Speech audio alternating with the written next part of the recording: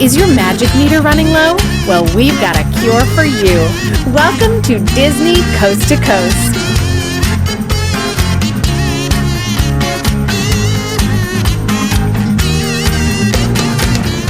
Hey folks, and welcome to Disney Coast to Coast, the ultimate unofficial Disney fan podcast. I'm Jeff DePauli, and welcome to the House of Mouse headlines for the week of May 10th, 2020, brought to you by laughingplace.com, your up-to-date resource for the latest Disney news every day of the week.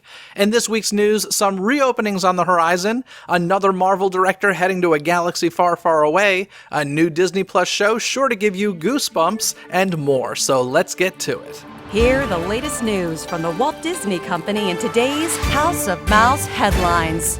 Earlier this week, the Walt Disney Company announced their second quarter earnings. While the ensuing conference call was filled with less than stellar news, there was one bright spot as Disney CEO Bob Chapek announced that Shanghai Disneyland will reopen on May 11th. Of course, the resort will be taking a number of additional measures to keep guests safe, starting with the use of dated tickets to control attendance. During the call, Chapek revealed that while government restrictions would currently limit daily attendance to 24,000, about 30% of total capacity, they intend to cap ticket sales at far below that and ramp their way up.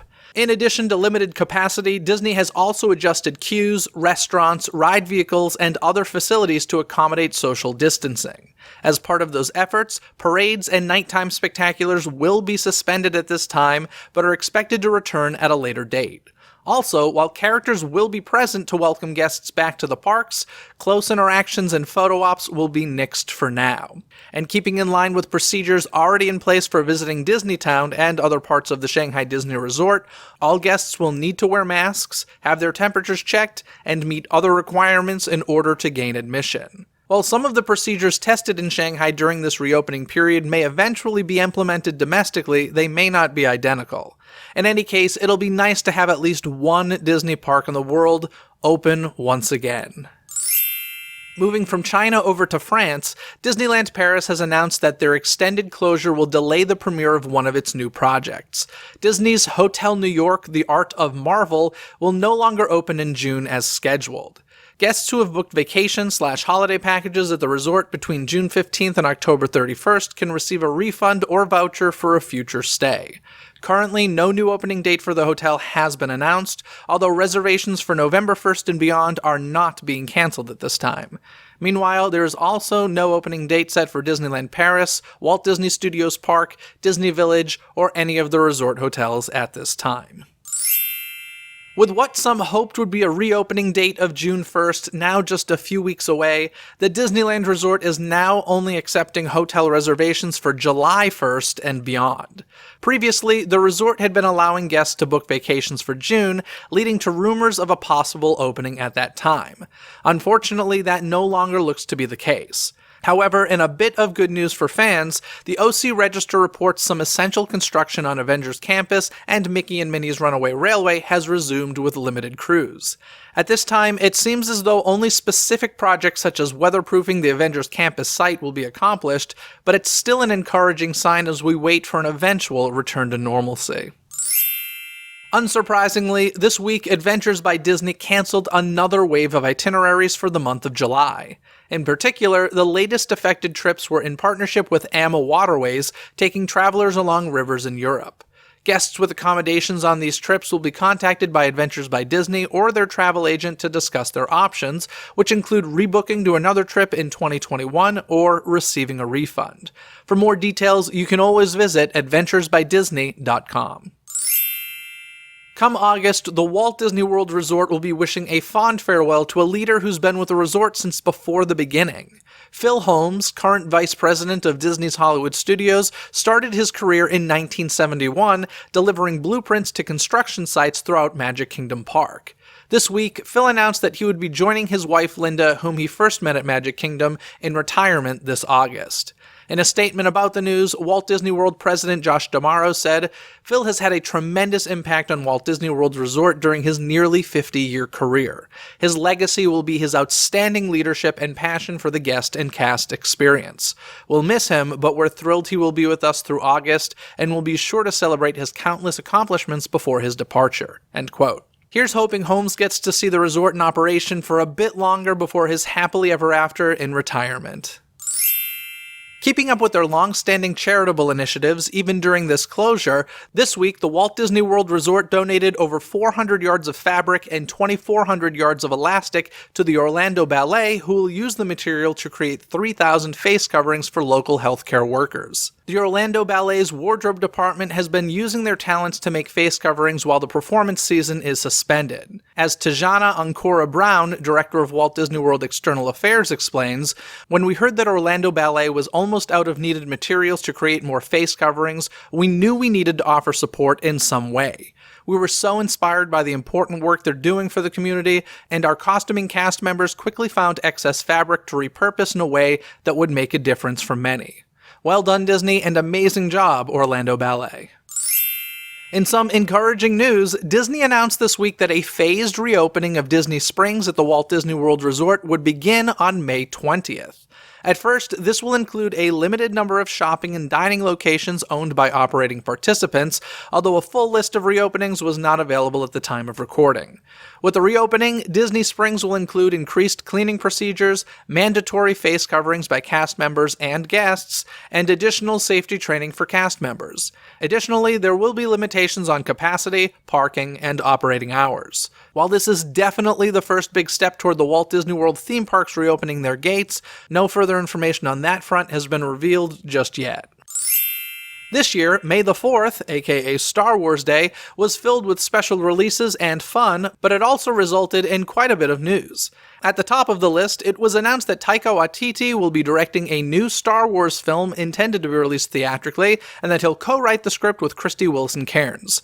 You may know Waititi as the director behind Marvel's Thor Ragnarok, but he also won an Oscar for penning last year's Jojo Rabbit.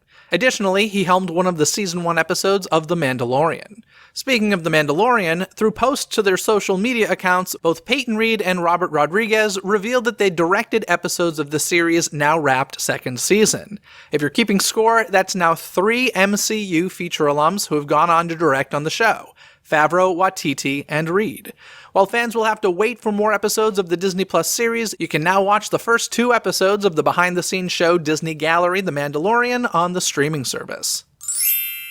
In other Disney Plus news, things are about to get a little spooky as the streamer has ordered an 8-episode series, Just Beyond, based on the graphic novels by Goosebumps author R.L. Stine. Horror comedy writer Seth Grahame-Smith of Pride and Prejudice and Zombies fame is the creator of the series and will executive produce along with David Katzenberg. Disney Plus is currently working on assembling a writer's room for the show, with an expected debut set for fall 2021. Commenting on the news, Stine also recalled a little-known Disney Parks feature saying, "Back in the day, we had a Goosebumps Horrorland attraction at Walt Disney World. It was one of the thrills of my life. Now I'm thrilled to be back with Disney for the TV series based on my graphic novels. Writing Just Beyond for Boom Studios has been a joy from the beginning, and I'm so happy to have the wonderful screenwriter Seth Grahame-Smith bring the series to life on Disney+. How lucky can I be?" Last week, we not only learned that ABC would be airing a second installment of their Disney Family SingAlong series, but also got a peek at the performance list. Now that roster has been filled out a bit more with additions including Katy Perry, John Legend, Jennifer Hudson, and more.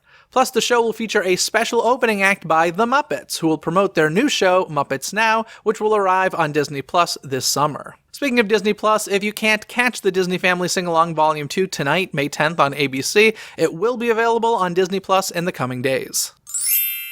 Finally this week, ABC is bringing Disney magic moments to fans at home this summer with the return of The Wonderful World of Disney. For 4 consecutive Wednesday evenings, ABC will show beloved Disney films in primetime, beginning with the broadcast world debut of Disney's Moana on May 20th. This will be followed by Thor: The Dark World, Up, and Big Hero 6. Needless to say, if you can't tune in for these special airings, each of these films is currently available on Disney Plus for your repeated viewing pleasure. Now that's going to do it for the news this week, so let's get to this week's Twitter poll where I said, this Sunday the Disney Family Sing-Along Volume 2 airs on ABC. Of the following announced singers, who are you most excited to see? Your options were The Muppets, Idina Menzel, Katy Perry, or John Legend. Now in last place with 0% of the votes was John Legend, followed by Katy Perry with only 2% of the votes. Idina Menzel got 23% of the votes, and the Muppets won hardcore with 75% of the votes. I have to say, folks, I was pleasantly surprised by the results of this Twitter poll. Do you agree with these results? Cast your vote in the Twitter poll every week by following Dizney CTC on Twitter. That's Dizney CTC. And folks, don't forget to check out this past Wednesday's episode of Disney Coast to Coast, all about the new Disney Plus series Prop Culture.